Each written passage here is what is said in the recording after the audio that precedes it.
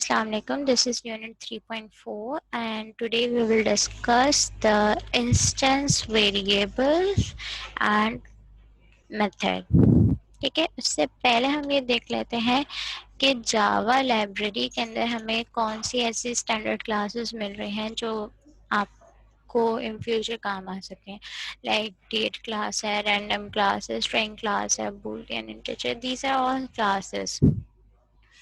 तो ये हम इतना डिटेल में नहीं बात कर रहे हैं इनको, ठीक है. ये हम जब कोई प्रोग्राम करेंगे या कोई एग्जाम्पल प्रोग्राम करेंगे उसमें एक्सप्लोर कर लेंगे. लेकिन आपके माइंड में होनी चाहिए हमारे पास जावा लाइब्रेरी को आप किस तरीके से यूज़ कर सकते हैं. तो लेट्स सपोज अगर हम बात कर रहे हैं अपने जावा लाइब्रेरी की, तो आप जावा लाइब्रेरी को कैसे एक्सप्लोर कर सकते हैं ये भी मैं आपको बता देती हूँ. Just a second.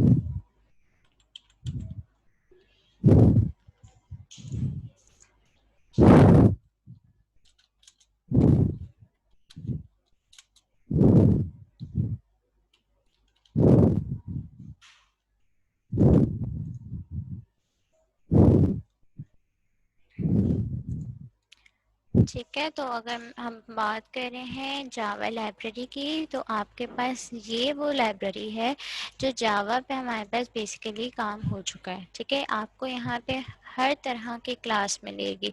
तो लेट्स सपोज हम सबसे जो हमारा बेसिक है, ठीक है, जो हमारा डिफ़ॉल्ट पैकेज है, ठीक है, that is Java dot lang. ठीक है, इसमें वो सारी स्टैंडर्ड बेसिक क्लासेस हैं जो आपको यूज़ हो सकते हैं. ठीक है, तो अगर मैं पैकेज पे जाऊंगी जावा डॉट लैंग पैकेज पे, तो मुझे पास बहुत सारी क्लासेस नज़र आ रही है. बूलियन की, करेक्टर की, आपके पास फ्लोट, इंटीजर, मैथ. ठीक है, मैथ की क्लास हम खोल लेते हैं. ठीक है, आपको फ्यूचर में मैथ की क्लास ज़रूरत पड़ सकती है कि अगर लेट्स सपोज आप मैथ से रिलेटेड कोई बना रहे हैं प्रोग्राम. ठीक है, ये सिस्टम की क्लास है, स्ट्रिंग की क्लास है. ठीक है, स्ट्रिंग फर्दर आपको यूज़फुल है. इस सिस्टम की वो क्लास है जैसे हम लिखते हैं सिस्टम डॉट आउट, तो बेसिकली सिस्टम डॉट आउट कौन सी क्लास से आ रहा होता है, सिस्टम क्लास से आ रहा होता है. इसी तरीके से आपके पास और पैकेज मौजूद हैं. जावा डॉट लैंग है, और मज़ीद आप पैक आहिस्ते आहिस्ते एक्सप्लोर करेंगे तो आपके पास जावा डॉट मैथ का पैकेज है. उसमें मैथ रिलेटेड आपको क्लासेस मिलेंगी. इसी तरीके से स्विंग है, एक्सएमएल है, जावा एक्स, ठीक है, AWT है, आईओ पैकेज है. ठीक है, तो अभी मैं आपको मैथ की क्लास दिखा देती हूँ. ठीक है, this is the math class. इसमें ये वो सारे मेथड्स हैं जो मैथ के लिए यूज़ होते हैं. एब्सोल्यूट का मेथड है, आपके पास सील का मेथड है, कौन से मेथड है, लॉग का मेथड है, मैक्स का मेथड है, मिन का मेथड है. So these are math class methods. इसी तरीके से स्ट्रिंग की बात कर रहे हैं.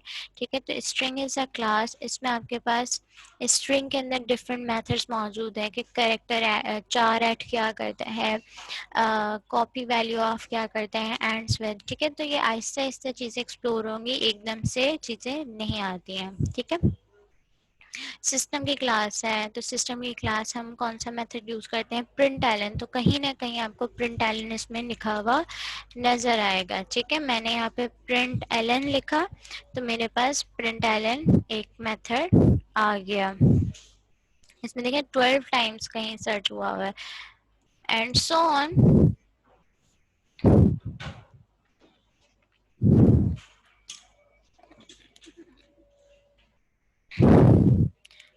तो हम इसको एज सच अभी इतना डिटेल में डिस्कस नहीं करें. जब हम कोई एग्जाम्पल प्रोग्राम्स बनाएंगे, कभी डेट से रिलेटेड कोई हमने कोड लिखे हैं कि डेट किस तरीके से बनाया था, तो again that is a class, तो आपको ऑब्जेक्ट क्रिएट करना होगा.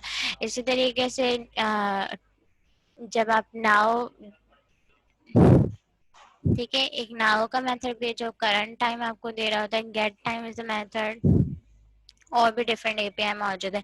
रैंडम क्लास है, जैसे सी के अंदर आप रैंड का फंक्शन यूज करते थे टू जनरेट रैंडम नंबर्स। अगर आप लोगों को याद हो तो एरेज के अंदर आप रैंडम नंबर यूज करते थे, तो यहाँ पे आपके पास रैंडम क्लास मौजूद है। मैथ की क्लास है, रैंडम मेथड मौजूद है। ठीक है, वो आहिस्ता आहिस्ता हम चीजें देखेंगे। टॉपिक हमारे क्या है, इंस्टेंस वेरिएबल और इंस्टेंस मेथड के। ठीक है, हमने बात करी थी कि आपके पास इंस्टेंस वेरिएबल कौन सा वेरिएबल होता है जो कि आप प्रोग्राम के अंदर, ठीक है, अपनी क्लास के जो आपके वेरिएबल्स होते हैं वो आपके क्या कहलाते हैं, इंस्टेंस वेरिएबल। अब इनको हम इंस्टेंस क्यों कहते हैं, इसको ये भी देख लेते हैं। हम इसको इंस्टेंस क्यों कहते हैं, वाई। ठीक है, इंस्टेंस कहने का मकसद क्या है, बिकॉज इनकी क्रिएशन उसी वक्त होगी जब आपका ऑब्जेक्ट होगा। बिकॉज अगर मैं यहाँ पे, ठीक है, मैं सिस्टम डॉट आउट के अंदर डायरेक्टली सिर्फ नेम एक्सेस करूं, ठीक है, इसको मैं डायरेक्ट नेम एक्सेस करूं, तो यहाँ पे मेरे पास क्या देगा, एरर देगा, बिकॉज उसे पता ही नहीं है नेम वेरिएबल है क्या। ठीक है, नेम वेरिएबल की एग्जिस्टेंस कब होगी, जब आप क्या बनाएंगे, ऑब्जेक्ट बनाएंगे। अब चाहे वो आप P1 बनाएं, चाहे आप वो P2 ऑब्जेक्ट बनाए, तो basically instance variables are those variable जिनकी क्रिएशन कब हो रही है, जब आपका ऑब्जेक्ट बन रहा है। और दूसरी चीज, हर ऑब्जेक्ट के अपने अपना कॉपी है, सॉरी, हर ऑब्जेक्ट की अलग स्पेस है।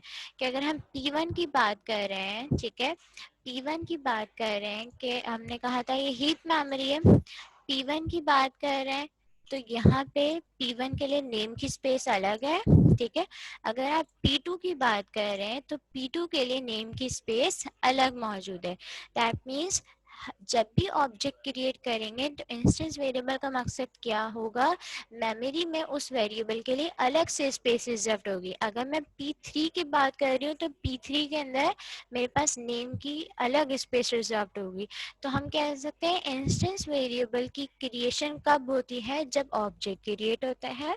और जब ऑब्जेक्ट क्रिएट होता है तो हर इंस्टेंस वेरिएबल को उसकी अलग स्पेस मिलती है। दैट मीन्स कि जब भी मुझे अगर P1 से एक्सेस करना है, ठीक है, लेट सपोज मैंने कहा P1 और ये मेरा P2 है ऑब्जेक्ट और ये मेरा P3 ऑब्जेक्ट है। ठीक है, तो हमने क्या कहा कि ये आपका P1 है, P2 है और ये P3 है। दैट मीन्स हर ऑब्जेक्ट का अलग रेफरेंस है। जब भी मुझे नेम को एक्सेस करना होगा तो मैं किसके थ्रू एक्सेस करूंगी, अपने इस रेफरेंस वेरिएबल के थ्रू। अगर रेफरेंस वेरिएबल नहीं होगा तो फिर हमने उसे क्या कहा था कि हम उसे एक्सेस नहीं कर सकते, और मेरे पास कौन सी एक्सेप्शन आएगी, नल पॉइंटर। बिकॉज जब रेफरेंस ही नल है तो आप अपने डेटा को एक्सेस नहीं कर सकते। तो इंस्टेंस वेरिएबल हम क्या कह सकते हैं कि instance variable are those variables that are created when objects created. ठीक है, और सेकंड चीज हम क्या कह सकते हैं कि instance variable has their own space. Her object की अलग अलग स्पेस होती है। हम ये नहीं कह सकते कि name is a single variable और उसकी एक ही स्पेस है।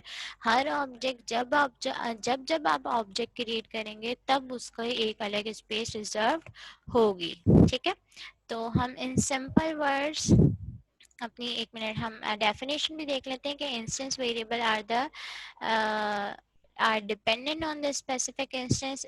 डिपेंडेंट ऑन स्पेसिफिक इंस्टेंस का मकसद क्या हुआ कि जब ऑब्जेक्ट क्रिएट होगा तभी इंस्टेंस वेरिएबल और इंस्टेंस मेथड बनेंगे।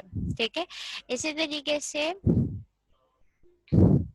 इंस्टेंस वेरिएबल का दूसरा नाम नॉन स्टैटिक वेरिएबल्स भी हम कह सकते हैं। ठीक है, आप उसको इंस्टेंस वेरिएबल बोले, नॉन स्टैटिक बोले, एक ही बात है। ठीक है, it needs an object to access और इन्वोक। ठीक है, ऑब्जेक्ट नहीं होगा तब हम उसको कॉल नहीं कर सकते, मतलब हम उसको एक्सेस नहीं कर सकते। So this is a concept, keep in mind कि instance variable has their own space, it is not shared among objects. ठीक है, हर ऑब्जेक्ट का अलग अलग स्पेस है। That's it for 3.4। ठीक है, in unit 3.5 we will discuss the static variables and also discuss the difference between static variable and the static method.